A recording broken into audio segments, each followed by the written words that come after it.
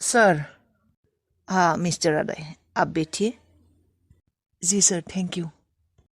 सर, पहले से थोड़ी सी भी सुधार नहीं हुआ है क्या? नहीं, ऐसा कुछ भी दिख नहीं रहा है हमें। रिपोर्ट में तो कुछ भी सुधार नहीं है। तो सर अब क्या करें? मिस्टर अदय, आपकी पत्नी की जो आंखें हैं उसकी मतलब जो पुतलियां है बहुत ज़्यादा इन्फेक्शन हो चुका है, कार्निया भी खराब हो चुका है।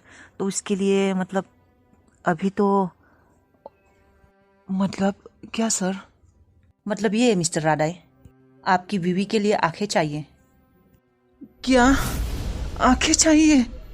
लेकिन डॉक्टर सर, आपने तो बोला था मेडिसिन से या कुछ ऐसा ऑपरेशन से ठीक हो सकता है, लेकिन अब क्या अब क्या हो गया सर? नहीं हो सकता क्या? सॉरी मिस्टर राडाई, इसके अलावा और हम कुछ कर नहीं सकते। तो सर अब क्या करें? मतलब सर मुझे कुछ समझ में नहीं आ रहा है, क्या करूं सर? कौन आंखें देगा सर? हम रितु के लिए हमें आंखें कहाँ से मिलेगी? अभी तो आपके पास एक ही रास्ता है, आई बैंक। Eye bank? जी, आई बैंक। अगर आपका किस्मत अच्छा हुआ तो आपको मिल जाएंगे। लेकिन सर मुझे I I donate I bank ऐसे कुछ मतलब सर मुझे कुछ पता नहीं है। कोई बात नहीं, आप उधर जाओ, आपको सब कुछ वही पता चल जाएगा। लेकिन सर मुझे कुछ भी समझ में नहीं आ रहा है। लेकिन सर क्या आंखें मिलेंगी सच में वहाँ पे? मिस्टर राडाई, जरूर मिलेंगे। अगर कोई डोनेट करने वाला हो तो जरूर मिलेंगे। लेकिन सर कौन करेगा? सर क्या कोई आपकी पहचान में है तो सर प्लीज बता दीजिए। आप पैसे की टेंशन मत लीजिए, हम जितना चाहे उतना ही देंगे। नहीं मिस्टर राडाई, पैसों की बात नहीं है। जो आई बैंक है वहाँ पे कोई भी एक भी पैसा नहीं लेता है। ये असूल के लॉ के खिलाफ है, आप दे भी नहीं सकते और आप ले भी नहीं सकते। तो फिर सर कैसे मिलेंगे? उधर जाके देखो, बात करो वहाँ पे। अगर आपके किस्मत में रहा तो आपको डोनेशन, कोई डोनेट करने वाला इंसान ज़रूर मिलेगा। और ध्यान रखिए, आप आई बैंक में जाने से पहले या कुछ भी करने से पहले आप इंस्ट्रक्शन जो है आप अच्छे से पढ़ लीजिएगा। जी सर। और एक बात, आप पहला बात ध्यान रखिए कि आप जब भी किसी के मतलब कोई अगर आपको आंखें डोनेट करेंगे, आप लेंगे, तो ध्यान रखिए कि मेक श्योर वो इंसान जो है वो सुसाइड करने वाला ना हो। सर सुसाइड मतलब कि सुसाइड में आपका रह गया, हैंगिंग हो या फिर कोई पॉइजन खाने वाला या फिर कोई पानी में डूब के मरने वाला। मतलब इस टाइप के जो सुसाइड है, ऐसे लोगों के जो आंखें होते हैं वो हमें नहीं लेना है। ठीक है सर, मैं देखूंगी अच्छे से। ठीक है, आप जाके देखो, पूछो क्या है क्या नहीं है, क्योंकि बहुत लंबा प्रोसेस है। आप बस जाके देखो। ठीक है सर।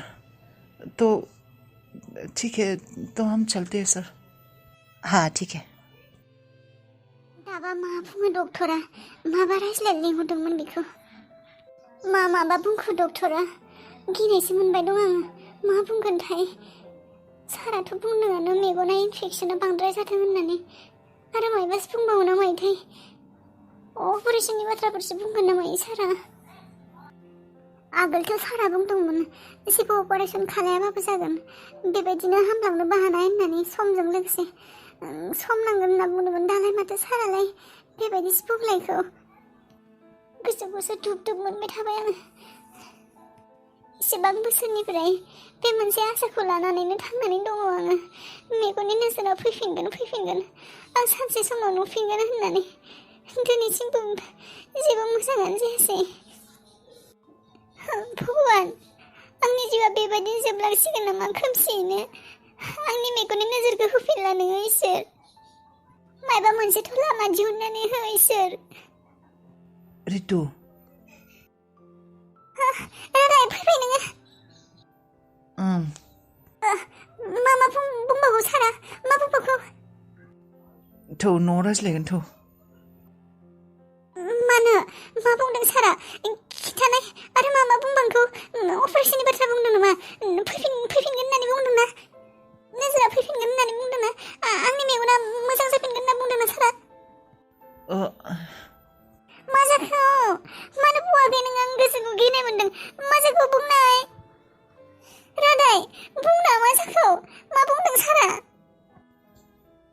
फै जेबो नङा दे थौ न'आव थांग्रो थौ बेयाव रायज्लायनो मोजां नङाना मानसि दंसै थौ न'आव रायज्लायगोनथ' मोजाङै मानो खिन्थानो हाया मा बुंदों बुंना दानो बुं रावबो गैया बिदि बेयाव रावबो खोनासङा बुंना आं गिजोब्बाय माबा गाज्रि बाथ्रा बुंदों नामा सारा इनफेक्सनखौथ' जादों होननानै बुंखादोंमोन आरो माबा बुंबावदों नामा माबा बुंबावदों आंखौ सारा हामला होननानै बुंबाय नामा मेगनखौ हामला होननानै बुंबाय बुङाखैलै जाम्बि नों बांसिन टेनसन लायो थौ जेबो बुङाखै मोजांखौनो बुंदोंथ' थौ नों होनब्ला मानो बेबायदि दद' रायज्लायदों मोजाङै मानो खिन्थाया नोङो दे ना बुं नों बुङाबा थाङा आङो मा बुंदों सारा डाइरेक्ट बुंदों नामा हामला होननानै डाइरेक्ट बुंदों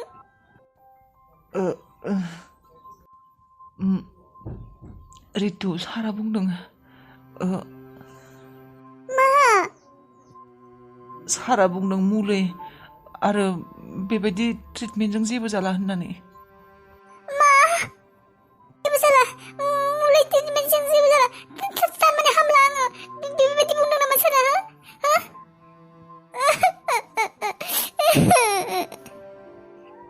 र' गाबनाङा र' आं नोंखौ बुंखादोंमोन ना न'आव थांनानै रायज्लायगोन होननानै बाथ्राखौ मोजाङै खोनासंग्रोनाय नोङो गाबनाङा डाइरेक्ट मोजां जाया होननानै बुङाखैना सारा खालि मुलिजों आरो ट्रिटमेन्टजों हामनाय नंला होननानैसो बुंदों नों माने एसेबां गोसोखौ फिसा खालायदों बुंनाय नै रितु सारा बुंदों आइ बेंकआव थांनांगौ होननानै जोंफोरखौ आइ बेंकआव खबर लानो होदों बेयाव मानसिफोरा आइ डनेट खालायोना बे सोरबा जुदि आइ डनेट खालायो बेखौ मोनगोन होननानै बुंदों दा जोंफोर बेयावसो खबर लाबाय थानांसिगोन बेयावसो थांनांगोन जोङो मा बेबायदिलाय अबाव मोनो आंलाय सोर आइ डनेट खालामनो आंनोलाय अबाव मोनो आं मानसि सोर मेगन होनो आंनोलाय अबाव मेगन मोनबावनो आङो सोर होनो आंनो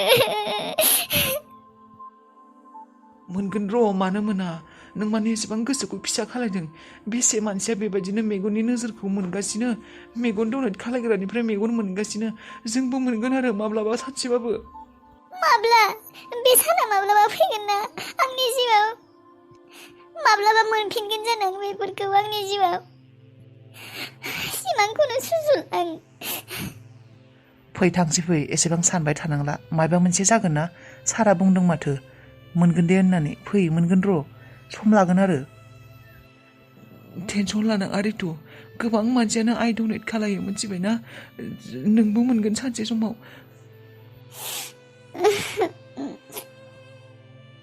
फैदो फै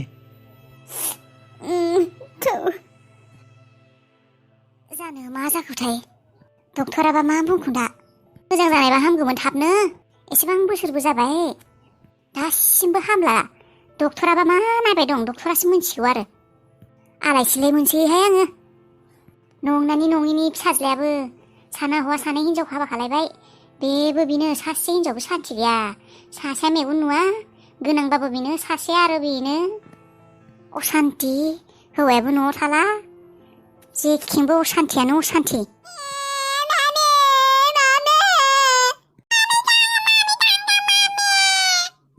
गथ' सिथा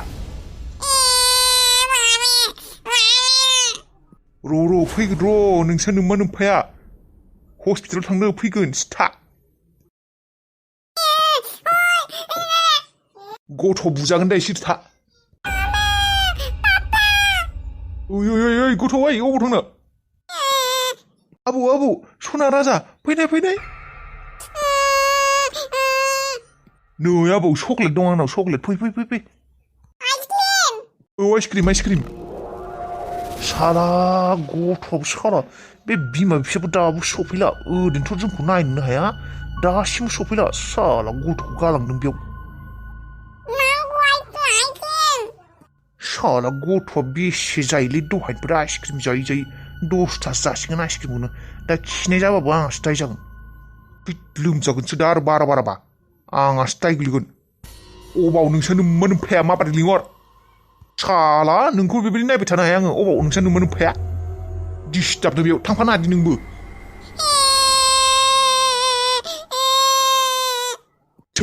गाबल बिसै खर' गाज्रि खैबार गाबखौ नोङो गथ' जालाय हिरथा गथ' नङाबा बै लामायाव गारना फैगोन आं दा नों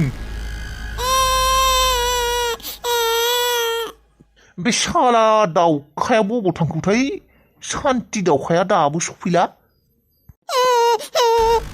नै नोंजा नोम्मा नोम्फाया ओरैनो फैसानि दुगाल' मारिनो हागौ मिथिबाय सासेल' रुवाथि लाखिनानै बेयाव एसेबां कर'रपति मानसियानो सासेल' रुवाथि दोनो न'खराव हो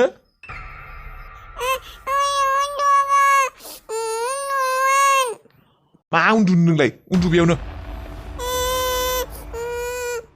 गथ'बो अख्राथार दानो फंसे लागायना होनो नामा साला कर'रपतिनि फिसाज्लाथ' गाबनाय जानायल' एक दांनानैसो लुगैयो सालानि